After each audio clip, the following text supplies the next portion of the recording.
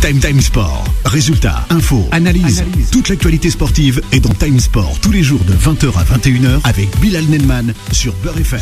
Bonsoir à tous et bienvenue sur l'antenne de Beurre FM à la suite des informés d'Adil Farkan. Et oui, 19h, 20h. C'est l'horaire habituel de l'émission que vous pouvez retrouver d'Adil Farkan du lundi au vendredi soir, 19h, 20h. 20h, 21h, l'avant-match, c'est avec nous, toute la pléiade de consultantes et de consultants de Time Sport, votre émission, cette quotidienne sportive. Au menu de cette émission ce lundi 16 mai 2022. Et oui, on aura quoi? Peut-être on parlera du nouveau Premier ministre. Voilà, non, pas du tout. Ça fera sourire Boula et aussi Hervé. Mais non, on va parler de l'Olympique de Marseille qui peut tout perdre sur cette dernière journée du championnat de la Ligue 1 Uber Eats. Mbappé, tout le monde s'impatiente donc concernant Kylian Mbappé, le gamin de Bondy. Et enfin, douche froide pour le champion Tony Yoka en boxe. Voilà, ça c'est le programme de cette émission ce lundi soir. La question du jour, dernière ligne droite. Selon vous, quelle est la décision prise par Kylian Mbappé concernant son avenir? On vous donne la parole, chers auditrices et auditeurs de Beurre FM, le 01 53 48 3000. On vous fait remporter un magnifique exemplaire du livre Roger Federer. Eh oui, magnifique joueur, Roger Federer, incroyable, aux éditions Solar. Voilà, rien que pour vous, le 01 53 48 3000. Avec Yanis à la réalisation, c'est parti. On va s'attarder sur le JT Sport qui nous a été finement préparé par Jason. Time Sport. On démarre le JT du lundi par le trophée Marc-Vivien Foé 2021-2022 remporté par Seko Fofana du RC Lens. Pour rappel, il s'agit du prix du meilleur joueur africain de Ligue 1 de la saison. Le Lensois devance le Marocain Naef Aguerd et le Malien Amari Traoré du Stade Rennais.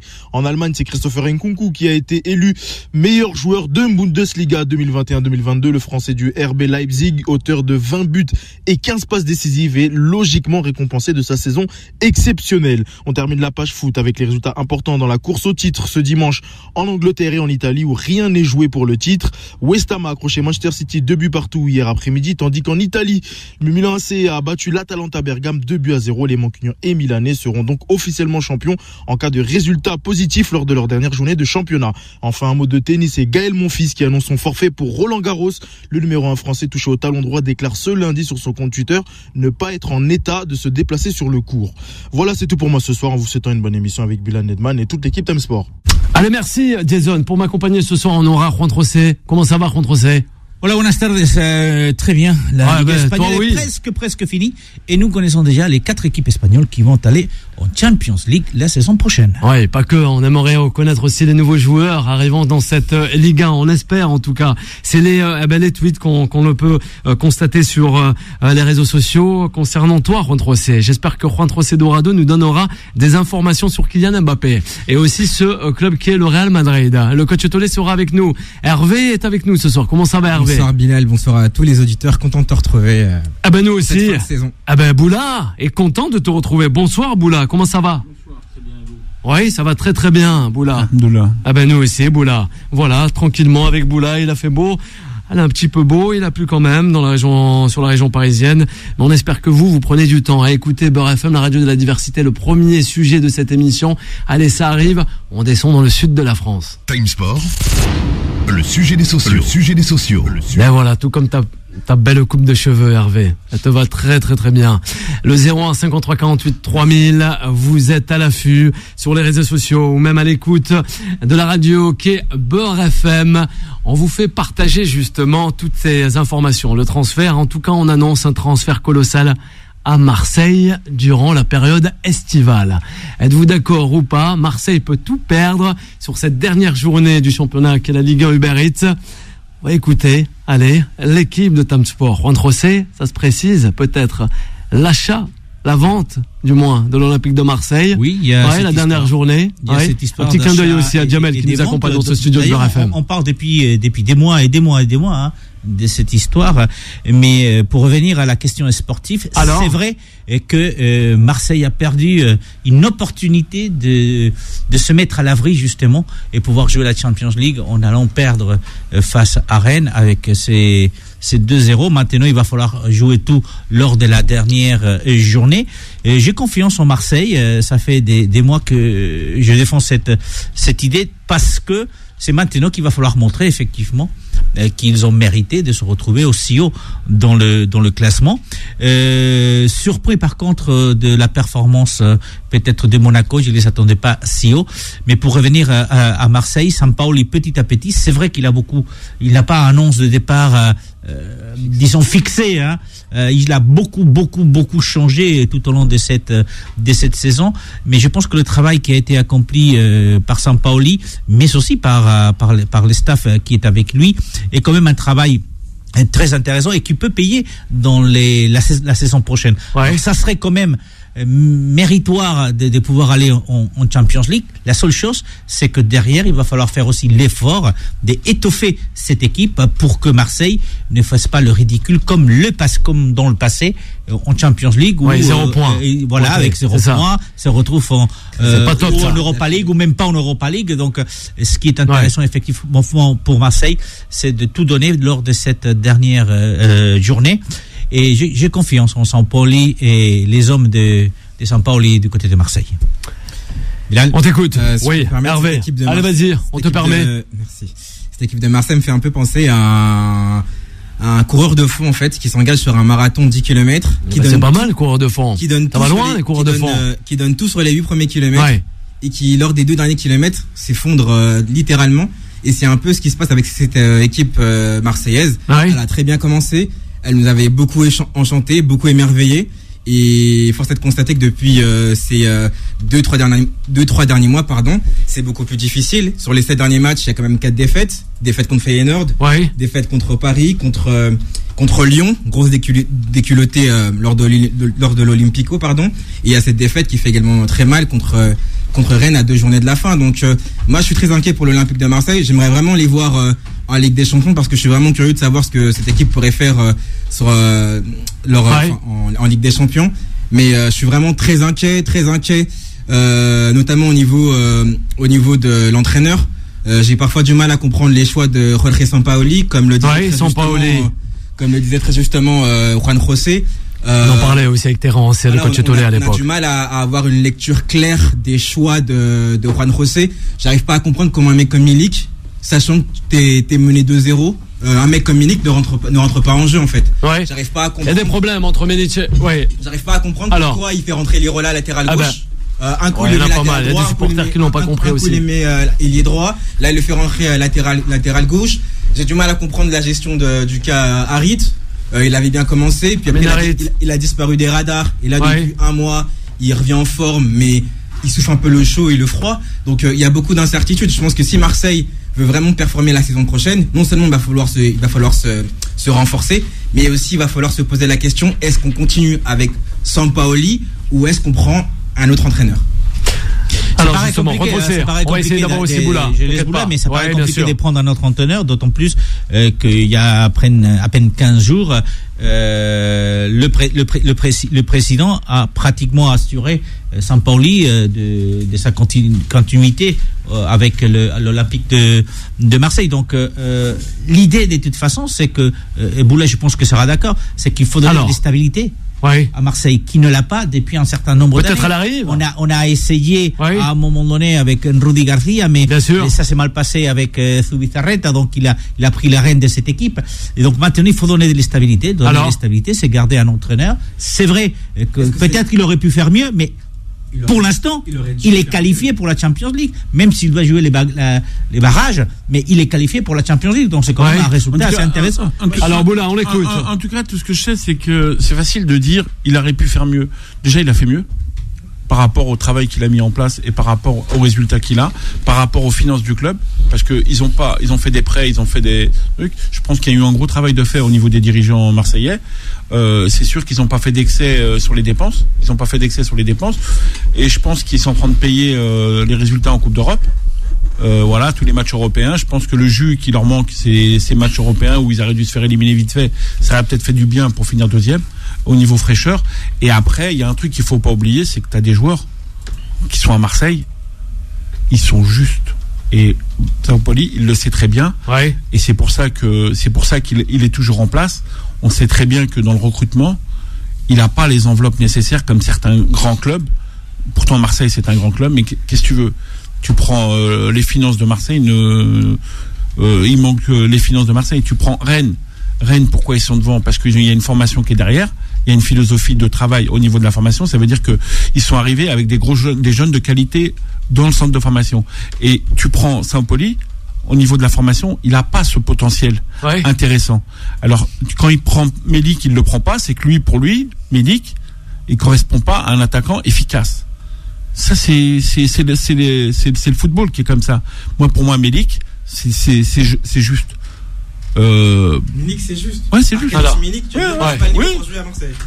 Pour moi, c'est juste. Au niveau efficacité devant le but, là, c'est juste, au niveau athlétique, c'est intéressant. Mais au niveau, le gars était considéré comme l'un des meilleurs attaquants de la Serie A avant ses doubles. Pour lui, il est juste. Et il n'arriverait pas à avoir le niveau en Ligue 1. À un moment donné. La Ligue 1, elle a évolué, Hervé. Bien sûr. C'est la Ligue des talents. La question que moi je te pose, Bilal, et que je pose aussi à mes confrères, c'est. Tu me poses la question. Vas-y, moi je vais te dire. Est-ce que Milik a été mis dans les meilleures conditions pour pouvoir réussir à Marseille? Alors, dans les meilleures conditions. Avant d'arriver à Marseille, il était quoi? Il était titulaire avant d'arriver à Marseille? Est-ce que l'animation. Il jouait pas. Il n'avait pas de temps de jeu. Si le mec, faut que tu saches un truc, il n'avait pas de temps de jeu dans le club où il était, on le prête. Tu sais dans quel club il était?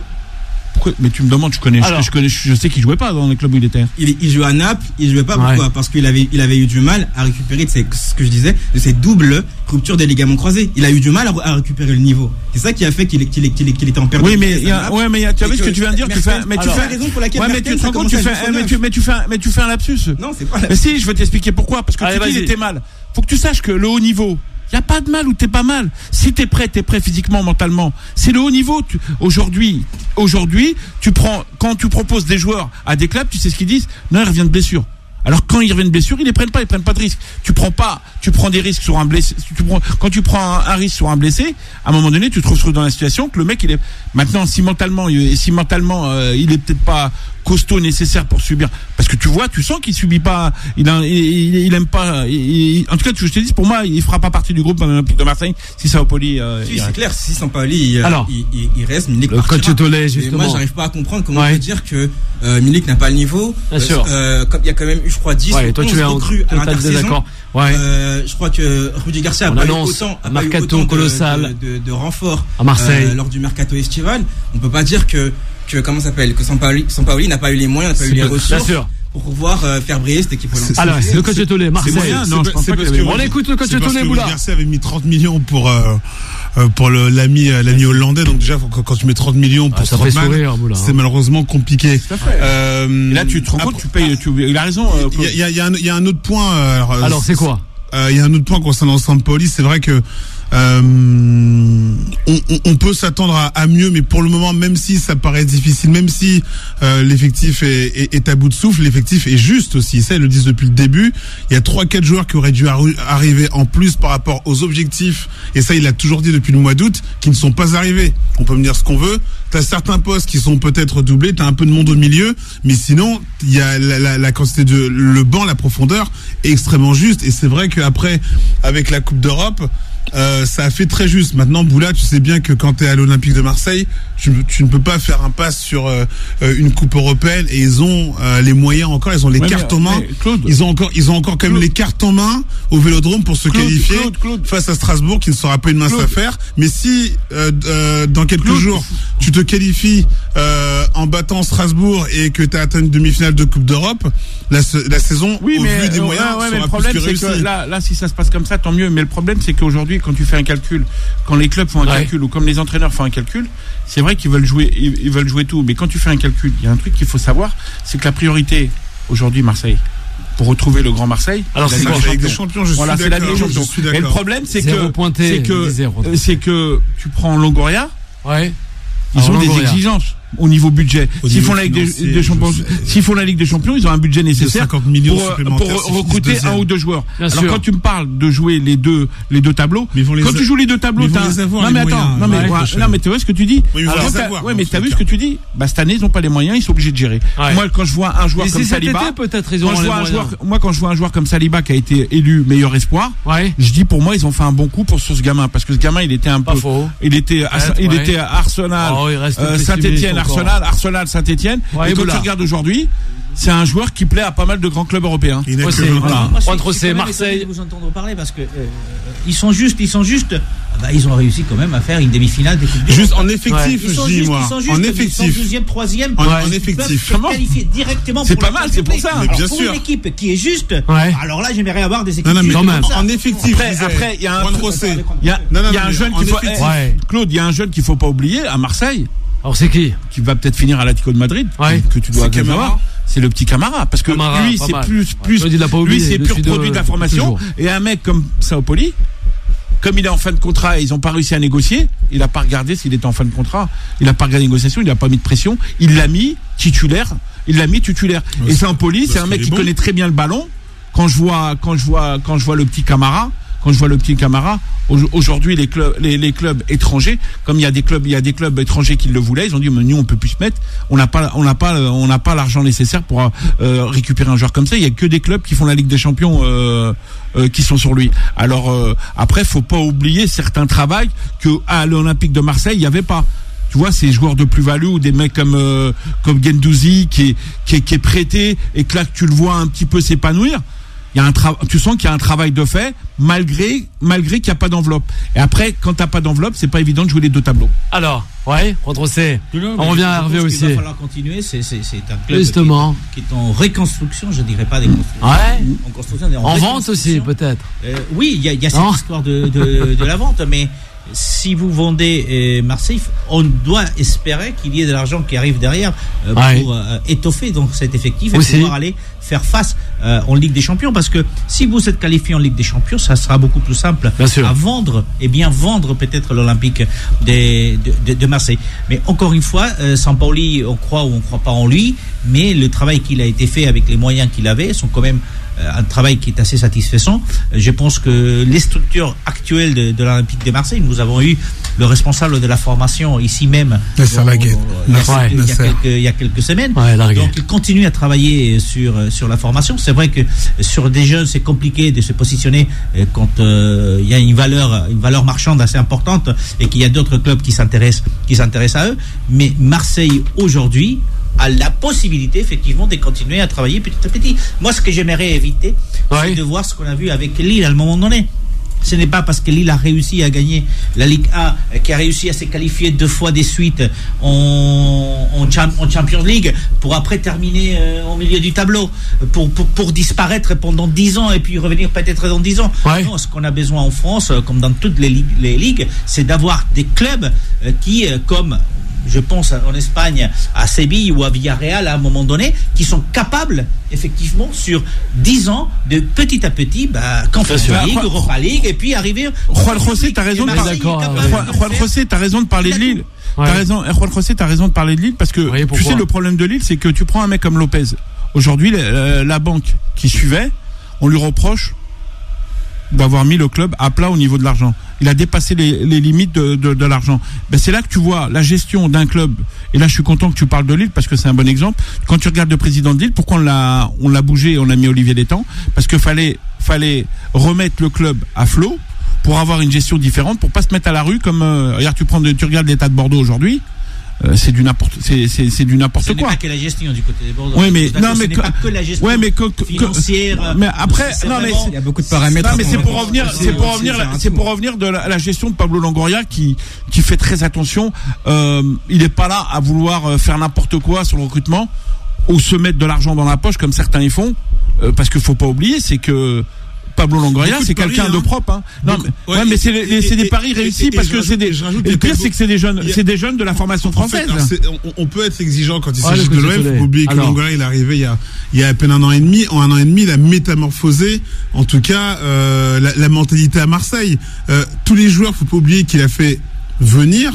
L'été dernier sont quasiment que des paris. Alors des paris de joueurs à très fort potentiel. Tu prends Guendouzi, c'était compliqué à Arsenal au Hertha Berlin. Saliba, tu l'as dit. Under, c'est pareil, on connaissait pas, mais c'était compliqué à la Roma. Le gardien Paul Lopez, même s'il a été un peu plus en difficulté, ça a été quand même une réussite. Et j'en cite d'autres. Gerson, qui était déjà en Europe, qui est revenu au Brésil. On a investi. Faut pas oublier ça, que l'effectif a été quand même renouvelé à 80%. Donc il y a quand même. Ouais, mais il a été renouvelé sur des coups et sur un travail. Il y a un truc que je suis en train de dire. Ouais, mais c'est un vrai travail de fond. J'insiste là-dessus justement. C'est bien, aux autres années où t'avais pas ça. Non, mais c'est pour revenir à ce que tu disais par rapport à l'Europe, un club comme Marseille. Mais il y a un travail qui est cohérent. À un moment donné, on verra bien si le travail sera cohérent pour la dernière journée, Boula, on verra. Non, en tout cas, nous, j'attends pas la dernière journée. Moi, pour moi, quand tu mets un système de dirigeants, c'est sur 2-3 ans. Système de dirigeants, on va en reparler du système de dirigeants aussi au niveau parisien. Vous restez avec nous, il y a un gros sujet qui se rapproche sur l'antenne de Beurre FM. On a personne de Kylian Mbappé, l'international français. À de suite. Time Sport revient dans un instant. 20h, 21h, Time Sport avec Bilal Nenman sur Beurre FM. Et de retour sur l'antenne de Beurre FM, n'oubliez pas le numéro du standard, le 01 53 48 3000. On vous donne la parole au débat du jour. Dernière ligne droite, et oui, concernant Kylian Mbappé. Quelle est la décision prise par la star parisienne Mbappé concernant son avenir? Allez, on y va. Time Sport, la troisième mi-temps. Le numéro du standard, on le rappelle, le 01 53 48 3000. Vous réagissez. Yanis se fera un plaisir de vous faire passer à l'antenne avec toute l'équipe de Time Sport. Pour m'accompagner, on le rappelle, Boula, le coach Tolé, Hervé, sans oublier Juan Trocé. Allez, Kylian Mbappé restera-t-il du côté du Paris Saint-Germain ou prendra-t-il la direction de Madrid et cette plaine ibérique où il fait bon y vivre? C'est bien ça. Eh oui, Juan Trocé. Ouais, ça dépend des Valence, Madrid, c'est sympa. Si je savais, je vous le dirais, mais il est clair. Bon, depuis quelques semaines, on assiste à une espèce de feuilleton un peu particulier. Et il va re-signer à Paris, ça y est, se fait. Moi, depuis le mois de décembre, au moment où Kylian Mbappé autorise le Real Madrid à proposer jusqu'à 200 millions pour son transfert à la fin de la saison, hein, pas au mercato d'hiver, mais à la fin de la saison. Oui. À partir de là, je considère moi personnellement qu'il y a un accord entre le Real et Mbappé, peut-être pas signé, mais un accord entre les deux pour qu'il aille jouer du côté du Real. C'est à ce moment-là où je me suis dit, il va y aller. Parce que ce qu'il a fait jusqu'à là aujourd'hui, par rapport à ses convictions, à sa façon d'agir, aux paroles qu'il a tenues, que ce soit envers le PSG ou envers le Real Madrid, il a toujours été assez droit. Donc je me suis dit à ce moment-là, il ira en juillet du côté de Madrid. Alors, c'est vrai que ce n'est pas une question d'argent, et ça l'honore. C'est un jeune joueur qui veut un projet sportif derrière. Je pense qu'il s'est rendu compte que les projets sportifs qui étaient proposés par le PSG, on l'a tous dit ici même depuis des mois, est un projet qui n'a pas marché. Qui n'a pas été cohérent. On disait le contraire. Hein. Mais c'est la réalité. Et à côté, on a beaucoup critiqué un Real Madrid qui n'était pas terrible, mais qui depuis pratiquement le début de saison est premier de la Liga, qui arrive en finale de la Champions League. Donc c'est un projet avec des vieux joueurs, entre guillemets, qui sont capables effectivement d'offrir quelque chose. Et puis, bien évidemment, il y a les pics. 3 matchs, que ce soit le PSG, que ce soit meilleur Chelsea, joueur du championnat, Manchester, il y a cette épique-là. Je pense sincèrement que Kylian Mbappé va partir. On en parlait avec Boula. Ce n'est pas une question d'argent, parce qu'on ne peut pas aller à l'encontre du PSG. Ils ont beaucoup plus d'argent, c'est la réalité. Mais ça honore quand même Mbappé de partir du PSG, parce que ça montre qu'étant jeune, effectivement, il a envie d'avoir un projet sportif derrière, et je pense que le Real est capable de lui proposer, ce qui n'est pas le cas aujourd'hui du PSG, avec des vieux joueurs, entre guillemets, avec Messi. Il lui reste une année des contrats au moins, avec les 2 années encore à venir, 3 de Neymar, avec des joueurs qui sont venus jusqu'à Paris pour pas jouer. Est-ce que quelqu'un se rappelle de Dressler, ce qui est capable de faire? Leandro Paredes, il est capable de faire. Mais pour vous dire, c'est un super joueur, chaque 0-4, qui n'ont pas fait ce qu'il fallait. Et donc, voilà, il a choisi de partir, je le pense. Le côté Tolé et Boula, on t'écoute. Kylian Mbappé partira-t-il? Le feuilleton autour de Kylian Mbappé, je pense qu'il commence à agacer beaucoup de supporters, tant du côté en Espagne, non, madrilène, que du côté parisien, beaucoup d'observateurs. Je pense qu'on commence un peu à en avoir marre, parce qu'on entend un peu tout et son contraire. Un coup on nous dit que Mbappé serait sur le point de re-signer pour 2 saisons. C'est les bruits que j'ai entendus de la part de journalistes en France. Un coup, on lui dit non, il va signer pour 5 ans, pour 6 ans au Real. Et pourquoi pas? Donc, moi, personnellement, j'ai pas d'avis. Enfin, si, moi, je suis un fan de la Liga, donc s'il vient en Espagne, je serais super content. S'il vient ici, il reste à Paris, je serais aussi super content parce que c'est quand même, la tête de gondole du club qatari. Mais en tout cas, moi, la seule chose que j'aimerais un peu reprocher à Kylian Mbappé, c'est des espèces un peu d'indécision, de presque, je dirais pas une forme de peur, mais j'ai l'impression qu'il essaie de protéger les égos, en fait. Il essaie un peu de protéger le club parisien, il essaie un peu de. Hervé, je comprends, mais ça me dérange en fait. Pour une fois, alors. J'aimerais qu'il soit clair, qu'il dise écoutez, je pars, je reste. Alors, tu vois ce que je veux dire? Je comprends. L'importance, c'est que lui, je pense qu'il est clair je pense que dans son environnement, parce que nous on attend, mais des milliers de personnes savent déjà. Et de deux, pour une fois qu'un joueur a la possibilité de décider ce qu'il a envie. Les joueurs se font tellement défoncer par excuse-moi du terme Bilal dans tous les sens que là pour une fois qu'un mec a la main mise quand même sur sa communication. Alors moi ça me pose pas de problème. C'est vrai que on attend parce que Mbappé ça va avoir un impact sur le football français et mondial. Bien sûr. Mais on a pas mal de jours là. Alors on a pas mal de réactions. On a Mbappé à garder le silence pour pas se faire siffler au parc, il a jamais changé d'avis. Voilà les réactions.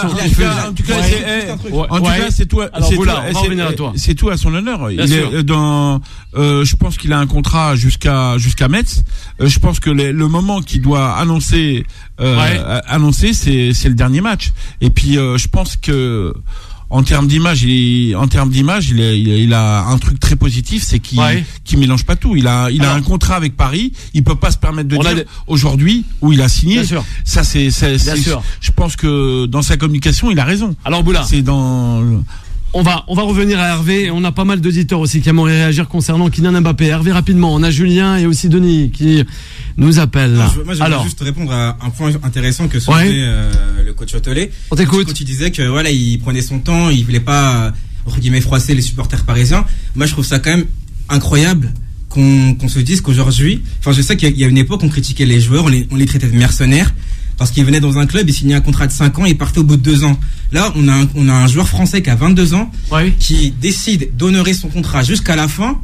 Bien et t'as des joueurs t'as des supporters, t'as des observateurs qui le critiquent parce que le mec a dit, l'été 2021, qu'il voulait partir, qu'il voulait aller au Real Madrid. C'est ce qu'il avait dit en substance. Moi, j'arrive pas à comprendre comment est-ce qu'aujourd'hui, on peut demande de situation critiquer peut-être. Un joueur qui a décidé de mettre de son destin, qui a dit, écoutez, moi, je vais aller jusqu'au bout de mon contrat. Je vais honorer mon contrat, je vais mouiller le maillot, je vais être professionnel jusqu'au dernier match.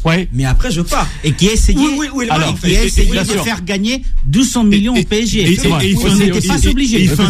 Individuellement, il fait une saison extraordinaire. Et il faut le rappeler. Merci le coach Otolé, tu le fais bien. Le 01 53 48 3000. Et on a Julien, qui nous appelle depuis la cité phocéenne, Marseille. Bonsoir Julien. Bonsoir messieurs. Comment ça va Julien? En pleine forme. Bonne année, meilleurs vœux. Ah bah ouais, bonne année, meilleurs veux. Un petit peu. On a encore le temps. Ouais. Alors Marseille. Marseille, comment ça va? Qualifié ou pas? Ouais, qualifié. Ça on sait pas. Il a l'air tristouné peut-être. Pour Mbappé, c'est pas énorme ça? Ah bah ouais, c'est ça, c'est très très énorme. On vous écoute Julien. Alors alors de source sûre, puisque c'est une source proche de mon frigo, qui me dit que Mbappé a signé à Marignane. Marignane. Ouais, c'est pas mal Marignane. Donc arrêtez les papiers, les débats. Bien sûr. Il a signé à Marignane pour 200 € par mois. 200 € par mois. Plus sérieusement. L'auditeur, il est rigolo. Plus sérieusement. Bien sûr. Je prends ça de loin. Mbappé, c'est pas seulement un joueur aujourd'hui, c'est un empire. Oui. Le mec, je sais pas combien de contrats publicitaires il doit avoir, combien d'argent il doit générer hors football.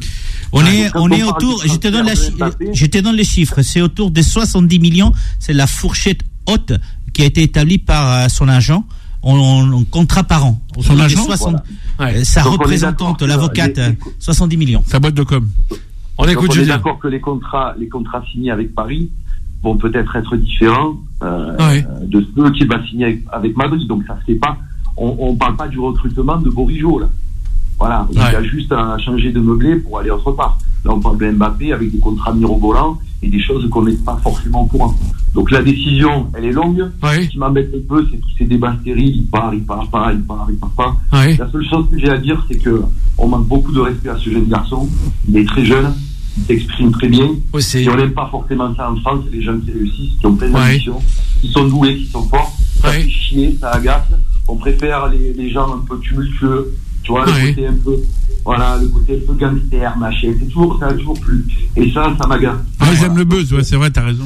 C'est un Marseillais qui dit ça. Ce gamin, il est extraordinaire dans sa communication depuis qu'il a démarré à Monaco. On le laisse tranquille, il gère parfaitement sa carrière. Et taper plutôt sur les branleurs comme Neymar, comme tous ces branleurs qui sont arrivés là-bas en signant des salaires à 14 chiffres, qui en branlent pas une, et eux ils sont tranquilles derrière. C'est eux qui doivent être mis sur la sellette. C'est comme l'auditeur. Complètement d'accord avec Julien.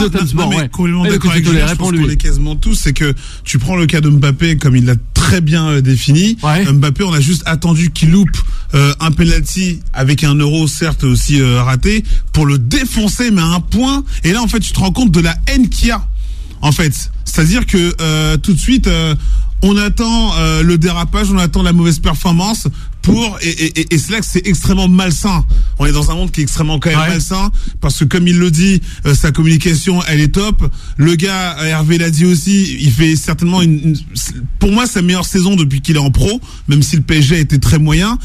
Ce qu'il fait c'est juste extraordinaire, donc qu'il soit au PSG ou qu'il est au Real Madrid, peu importe, c'est un véritable exemple. Et ce qui est dommageable dans notre pays, c'est que on cherche toujours à descendre ce prototype, ce profil de joueurs et de personnages. Après, faut pas oublier que Kylian, il a déstabilisé la Fédé au niveau du droit d'image, et qui a été où c'est à son âge et sa boîte de com et sa boîte d'image autour de lui, ce qu'ils ont fait, c'est unique de s'attaquer aux intérêts de la Fédé. Parce que là, tu prends Le Gret, il est dans une situation qui est pas évidente par rapport à la gestion de l'image. Je pense que Madrid ont l'habitude du droit d'image parce que quelque part, quand ils achètent un joueur comme ça, ils savent très bien ce qui va leur rentrer dans les caisses. Parce que s'il y a un calcul de business, toujours un calcul quand Cristiano à la Juve, le montage qu'il a fait. Pour arrêter les gars, il a pas insulté son entraîneur en fumant une chicha. Il a pas feinté des entraînements, il a toujours été exemplaire. Qu'il aille fait que sa boîte de com, parce que lui il fait rien du tout, il joue à la play pendant que c'est Sbire qui est en train de négocier pour lui. Donc arrêtez à chaque fois de vouloir passer son image en allant chercher. C'est lui qui quand tu dis aller chercher, moi je t'ai pas dit le contraire. Tu prends l'image de Kylian, il s'est parlé, il s'est exprimé, il comprend, il a une maman et Wilfried qui viennent des quartiers, ils connaissent les valeurs des choses de la vie, il a été éduqué comme ça, et à un moment donné, il est rentré en conflit sur des pubs ou qu'il était contre par rapport aux enfants. C'est quoi le rapport, le conflit des pubs et son futur à... C'est pas business là ce soir. C'est marrant quand on parle de ça. C'est marrant quand on parle d'une image comme ça au niveau de la banlieue. En fait, c'est pas bien. Quand on parle de Benarfa, mais ça n'a rien à voir. Non, mais dis pas, ça n'a rien à voir. C'est normal, t'as grandi chez les Bourges. Non. Bah si, t'as grandi chez les Bourges, c'est pour ça que tu parles comme ça. Mais non, Boula. Bah oui, t'as grandi chez les Bourges. On va reprendre Julien. Hervé, vas-y. Ouais, ça se voit quand la mère qui répond, on s'en fout ça, Boula. On s'en fout. Je connais l'éducation de son père, je connais d'où qui vient son père. Bourge ou pas bourge, je connais l'éducation d'où vient sa mère. C'est un fait. Bilal, bourge ou pas bourge, tout le monde va aux toilettes. Mais bien sûr. Quelque part, ça fait chier les gens.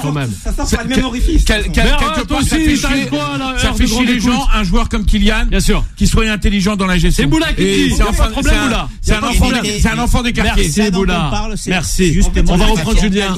Messieurs, s'il vous plaît. Moi, je suis juste en train de dire que le conflit qu'il oppose aux marques pour lesquelles il ne veut plus, il ne veut plus être associé, en fait, n'a aucun rapport, aucun lien avec son futur ou à Paris ou à Madrid. C'est tout ce que moi j'ai signé. Il a rien inventé. Terry Renner avant était en conflit avec la fédération des judo. C'est pas le premier. Merci Juan José. Sa fédération. On va revenir avec le football, c'est pas le judo. Merci Boula. Ce que ça génère en argent au football, ça n'a rien à voir. C'est pas mal le judo. Là, par contre, le football, il n'y a pas d'intérêt financier.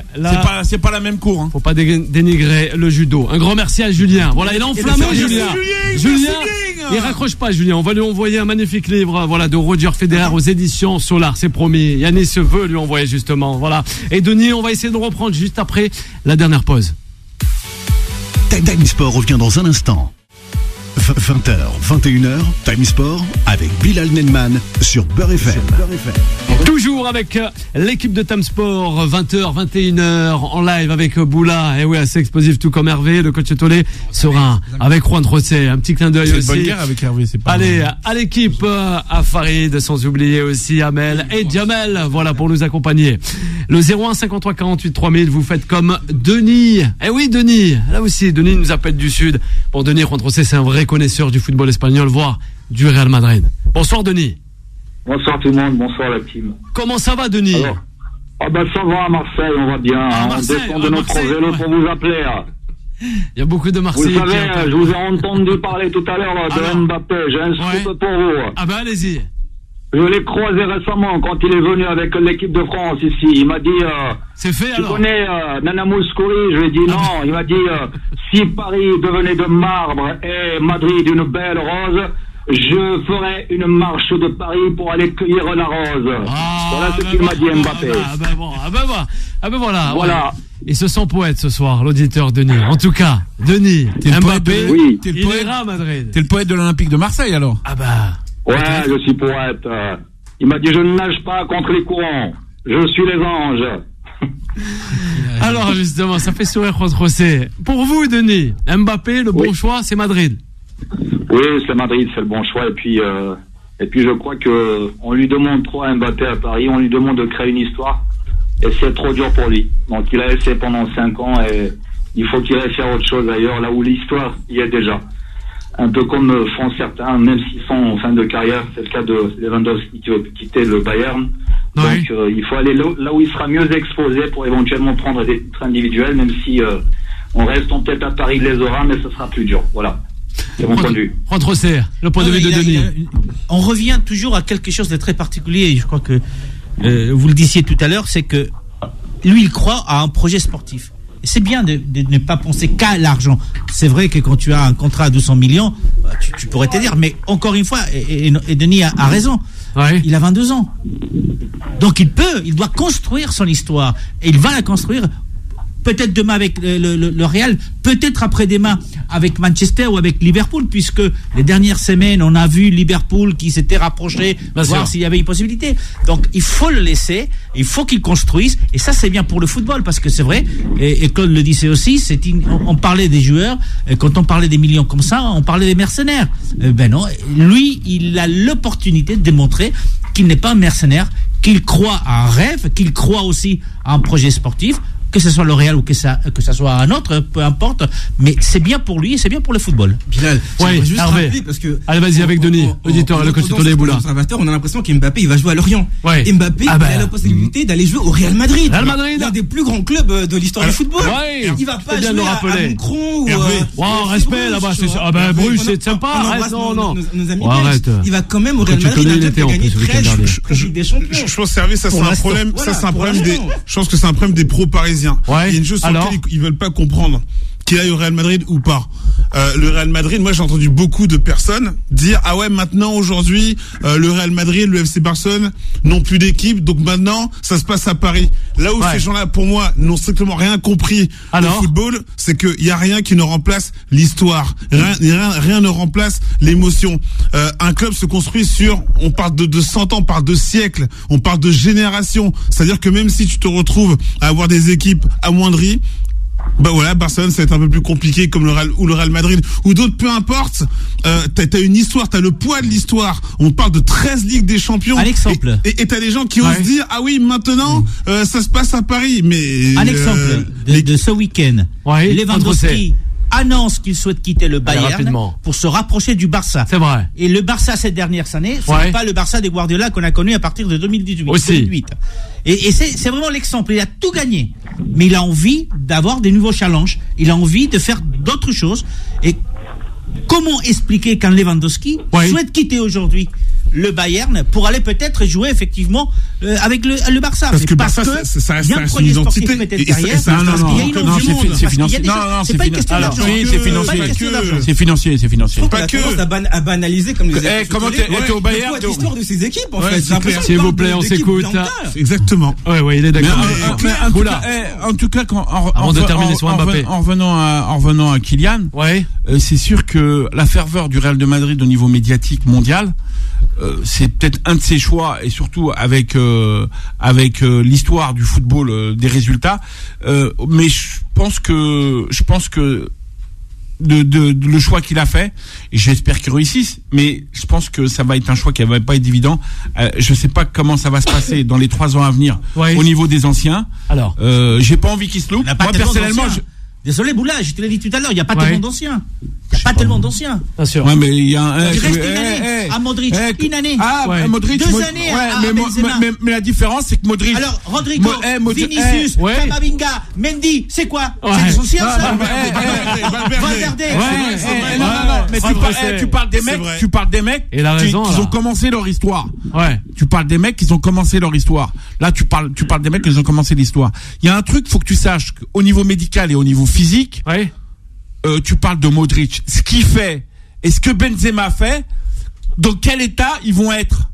C'est ça que je te fais comprendre. Il y a la Coupe du Monde qui arrive. Tu sais que le corps à un moment donné, est-ce qu'il va répondre présent physiquement? Tu sais très bien que la machine physique qu'ils ont mis en place parce que c'est pas d'aujourd'hui, depuis 10 ans, on verra qu'au niveau. Regarde, tu prends un mec comme Ramos, regarde physiquement. Voilà. Il est arrivé touché déjà. Merci messieurs. On reste encore avec il est au top là. Le Paris Saint-Germain. Il arrive avec des béquilles, hein. Mais il est au top. En ce moment, il est au top. On parle encore du Paris Saint-Germain. C'est fini maintenant. On a Bouba qui nous écoute ce soir. Ça va être fini avec des Bouba qui nous écoute ce soir. Il est tout à fait d'accord avec toi en plus. Un petit clin d'œil aussi à sa femme Téné, aussi aux enfants. Voilà pour le message concernant Bouba, l'auditeur. Le petit ourson. Un peu de respect toi aussi, bien sûr, le grand ourson. On a parlé de Kylian Mbappé. On va s'attarder sur l'affaire Gay, justement. Time Sport. Le duel.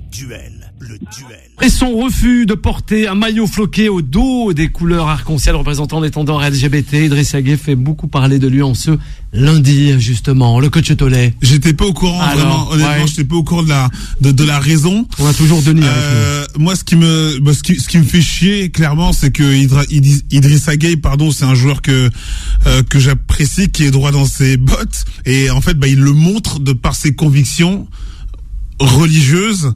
Après, moi je fais partie de ceux qui défendent cela justement. Enfin, c'est vrai que c'est des combats pour moi de vie.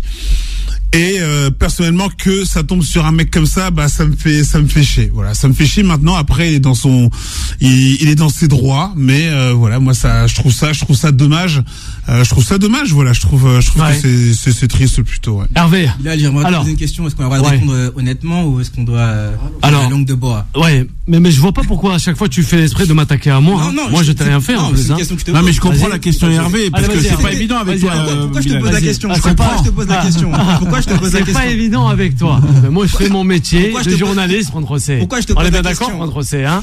Il aime bien à chaque fois. Mais moi, je suis là, journaliste, tranquillement. Pourquoi je te pose la question? Parce que c'est un sujet qui est très délicat. Oui. J'ai l'impression qu'il n'y a pas de bonne réponse. Si tu dis que, il a raison, on va te tacher d'homophobe. Si tu dis que non, il a eu raison parce que il assume sa foi, parce que, voilà, ça fait partie des principes liés à sa foi. On va te dire, oui, mais vous êtes sectariste, machin. T'as l'impression qu'il n'y a pas de bonne réponse, il n'y a pas de bonne position à avoir. C'est la raison pour laquelle je t'ai posé cette question. C'était pas une attaque contre toi. Mais bien sûr. Par contre, moi je prendrais bien la parole. Il y a un truc qu'il faut savoir, c'est que là on est en train de mélanger le sport et la vie privée des gens, de l'intimité des gens. Là on rentre dans l'intimité des gens. La vie privée. Ça veut dire que la vie privée. Mais non, mais je parle de LGBT. Non, mais je parle de LGBT. Eux, ils sont dans un truc où c'est leur trip. Ils ont une façon de vivre, ils ont une façon d'être. Mais à un moment donné, faut qu'ils sachent que LGBT, faut qu'ils sachent qu'il y a des religieux dans les clubs de foot et ils ont des convictions et des valeurs comme les chrétiens, comme les musulmans. Il y a des trucs qui veulent pas s'associer. Alors faut pas le prendre pour une critique, c'est une position. Je pense que Gay, il a une position de gay, du joueur. Je pense que les pros là-dedans, je demanderais bien au pape qu'est-ce qu'il en pense. C'est dommage que j'ai pas son téléphone, mais je voudrais bien demander au pape qu'est-ce qu'il en pense. Non, mais il joue pas au foot. Oui, mais il joue pas au foot. Mais le problème, c'est que là, on rentre dans un problème où que les gens qui ont une réflexion pour répondre à ça, tout le monde va lui tomber dessus. Parce qu'il a des valeurs religieuses musulmanes, comme ça aurait pu être un chrétien qui l'aurait refusé à mettre le maillot. Après, le problème du PSG, je pense que ils sont là à mettre les maillots. Je pense que c'est pas l'endroit adéquat pour. Selon vous là. Voilà. Alors, on a une réaction d'un auditeur. Allez, c'est Achille qui a composé le 01 53 48 3000. Bonsoir Achille. Oui, bonsoir à tous. On parlait de Idrissa Gueye justement, l'affaire Idrissa Gueye qui prend de l'ampleur, c'est vrai. Oui, c'est totalement stupide. Ouais. À un moment donné, il faut remettre l'église au milieu du village. Ouais. Je pense que c'est le cas de bien le préciser. Ouais.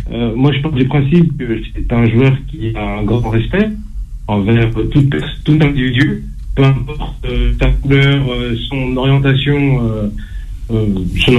amoureuse ou autre. Ouais. C'est quelqu'un d'extrêmement droit. Alors, moi, je préfère voir un joueur qui refuse et qui ne fait pas de vagues, et qui reste dans son coin, plutôt que de voir certains joueurs militer officiellement contre l'homophobie et en réalité faire tout le contraire en backstage. Donc à un moment donné, on veut des noms. Comment on n'est pas là pour. Non, mais je pense qu'à un moment donné, c'est un petit peu l'hôpital qui se fout de la charité. C'est-à-dire que on a un individu qui a ses convictions. Et d'ailleurs, jusqu'à preuve du contraire, il n'a pas parlé. Donc on ne sait même pas ce qu'il en est réellement. Cette information est sortie de je ne sais où. Et pour le coup, on attaque quelqu'un pour des choses dont il n'a pas dites. Et dont on n'a aucune certitude. Et de surcroît, on termine, Achille, qui a le respect de rester dans son coin, de protéger sa famille et de rester droit dans ses baskets. Où est le problème? C'est la liberté d'expression. Le logo de la France, c'est liberté, égalité, fraternité. Donc aujourd'hui, parce que soi-disant, et s'il s'avère que cette affaire est vraie, aujourd'hui, on taperait sur Idrissa Gueye, mais on taperait aussi sur les autres sportifs qui ne mettent pas un genou à terre. Merci Achille. Allez, réaction rapidement avec Juan José. Juste, on a toujours on a un mot à dire concernant la boxe. Je termine. On a toujours défendu ici la lutte contre l'homophobie et la lutte contre le racisme. Oui, toujours. Donc forcément, la position des gays est peut-être compliquée à comprendre. Je pense que le fait d'avoir joué ce match et d'avoir eu un numéro avec l'arc-en-ciel ne veut pas ce cumul de critiques et ne veut pas non plus dire qu'il ne devrait pas le faire. Je pense qu'il aurait dû le faire, jouer son match. C'est un professionnel, tout simplement. Merci, Juan José. On n'a plus le temps. On n'a plus le temps. Son match sans mettre le maillot. Merci. On va s'attarder sur le dernier sujet de l'émission. Time Sport, le mode pressing. Eh oui. La défaite ce week-end d'un certain Tony Yoka face à Martin Bacolé, justement, dans un Accor Arena de Paris bondé. C'est vrai que on n'a pas vu arriver. Est-il capable de rebondir? C'est une question que l'on pose au coach Tolé et aussi à Fala qui a composé le 01 53 48 3000. Rapidement. Il s'est surtout incliné face à un très bon boxeur qui plus est d'origine congolaise. Ah ben voilà. Il était le coach Tolé. Non, mais après il est tombé face à un mec qui sait boxer, qui a du niveau. Moi je suis pas j'ai pas une grosse expérience au niveau de la boxe, mais dès le début on a senti qu'il était complètement largué. Alors, le pauvre. Rapidement. Il lui avait dit qu'il l'aimait, qu'il l'aimait, que c'était des Congolais, qu'il fallait que ce soit une fête, etc. C'est peut-être un message pour lui dire, va faire un tour du côté de Kinshasa. Allez, la petite dédicace arrête quand tu es tolé. Hervé, vas-y. Non, juste pour dire que cette défaite de Yoka, elle va renforcer l'opinion des détracteurs de Tony Yoka, qui pensent qu'il est juste bon à combattre des boxeurs de 3e catégorie et des videurs de boîte de nuit. Arrête un peu. C'est ça qui est vraiment dommage. Ils sont sympas, les videurs de boîte de nuit. Voilà. Fala, le 01 53 48 3000. On l'écoute, Fala, rapidement, Fala.